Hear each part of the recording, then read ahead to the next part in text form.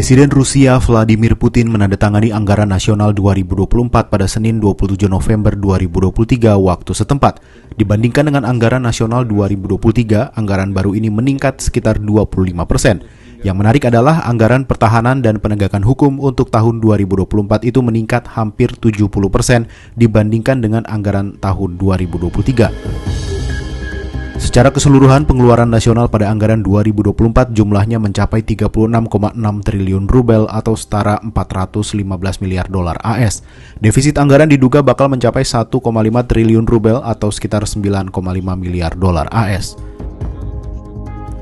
Besarnya anggaran pertahanan tidak lepas dari peningkatan operasi militer Rusia di Ukraina. Setidaknya dalam 2 pekan terakhir, Rusia meningkatkan serangan pesawat nirawak ke Ukraina. Serangan terbesar pesawat nirawak itu terjadi pada akhir pekan lalu dengan lebih dari 100 pesawat diluncurkan Rusia ke Ukraina pada Sabtu hingga Minggu.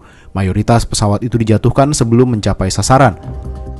Pakar militer dan ekonomi Rusia di Royal United Services Institute di London, Richard Connelly, menilai peningkatan anggaran tersebut bertujuan menyelesaikan perang di Ukraina. Selain itu, Rusia tampaknya bersiap untuk konfrontasi militer dengan Barat di masa yang sangat panjang.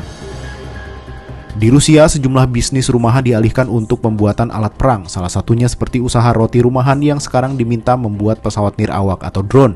Salah satunya di pabrik roti Tambov sekitar 400 km dari Moskwa. Dari membuat 30 ton roti, pabrik itu sekarang menghasilkan 250 pesawat nirawak dalam sebulan. Pengalihan itu pun dilakukan atas permintaan pihak militer. Sejumlah mesin produksi pun dimodifikasi untuk memproduksi drone. Di tengah sanksi ekonomi dari Barat, ekonomi Rusia bertahan. Kondisi ini berkebalikan dengan prediksi sebelumnya bahwa Rusia akan mengalami kesulitan ekonomi akibat sanksi tersebut. Kinerja perekonomian Rusia yang baik dibantu oleh adaptasi bertahap atas sanksi Barat. Sementara itu, ekonom Rusia Alexandra Prokopenko mengatakan meskipun saat ini ekonomi Rusia dalam kondisi baik, ia menilai dalam jangka panjang ekonomi Rusia akan mengalami serangkaian ledakan bom waktu. Salah satunya adalah melemahnya rubel yang sempat turun 30% sejak level tertingginya di bulan Januari terhadap mata uang internasional lainnya.